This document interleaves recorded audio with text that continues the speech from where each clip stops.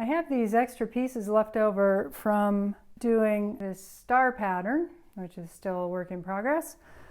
And I don't want to waste them, so I'm going to glue them together and make a pattern similar to this. I'm alternating the Sapele with the walnut, and I'll be putting Padauk in between, like I have on this piece, just as an example.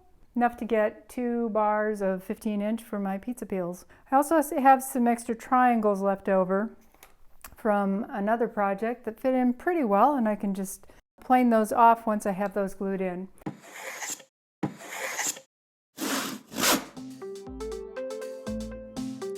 The first step is to glue the 2 parts of the double arrows together. Note that I'm only gluing between 2 pieces, not all of the parts.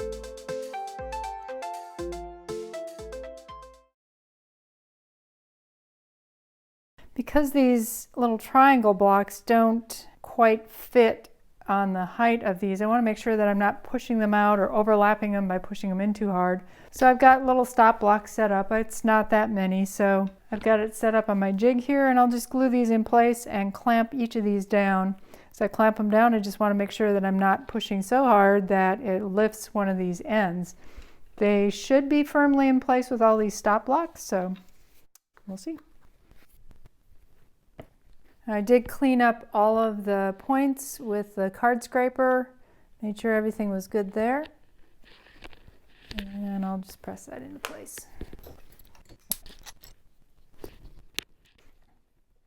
Ideally, I'd be making a much wider board than these, but I'm using scraps. This is all I have available.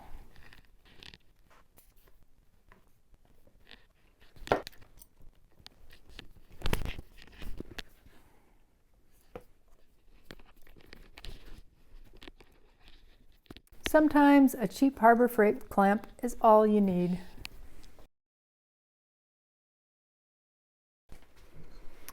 And to get rid of these extra high nibs here from the triangles, I'm just going to use a flush trim saw and cut those off.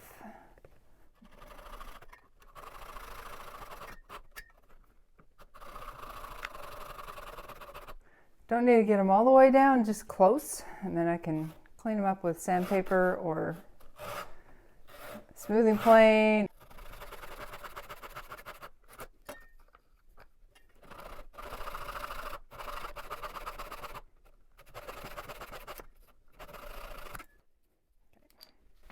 I'll continue with that until I have all of them done.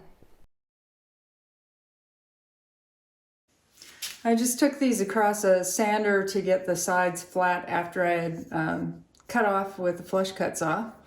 And now I need to cut out the little Padauk shapes. The height of that is pretty much what I've got on this scrap of block. It's just a little bit higher than I'm fine with that. It's not going to be that much waste. It'd be a lot worse if I tried to cut it out of here first. So I'll just take it out of this corner here. To get the width, just bring that in and make sure my blade's down. Don't want it to tap it any.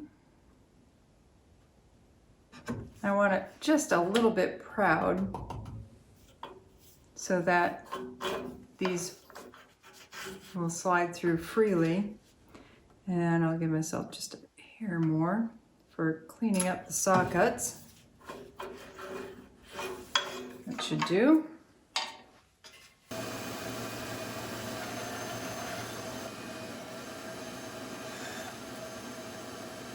I'm using my bandsaw adjustable angle jig to cut the points of the Padauk to the same angle as the double arrows.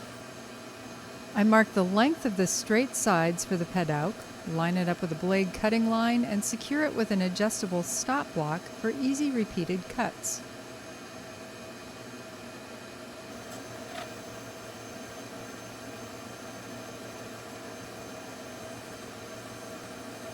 Flip the bar of Padauk over and cut the other end. Repeat as necessary.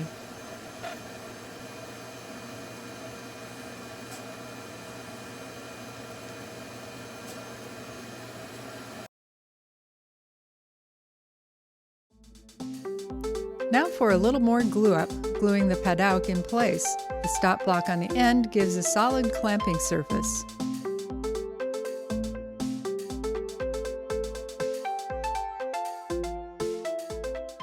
I decided that a few thin strips of ebony is just what this inlay needs to make it really pop, and I love how my plane shavings are very thin strips of the inlay. This is a spalted alder peel. I use full depth pattern pieces in my peels, so it's not really an inlay. A little mineral oil really brings out the colors. A better way to do this, if you're not working with leftovers, would be to make half the inlay, rip it down the center, and glue it together as a book-matched piece. I think it would come out looking even better, with all the points matching identically. If you like this video, look for more in our Inlays playlist, and subscribe for all the updates.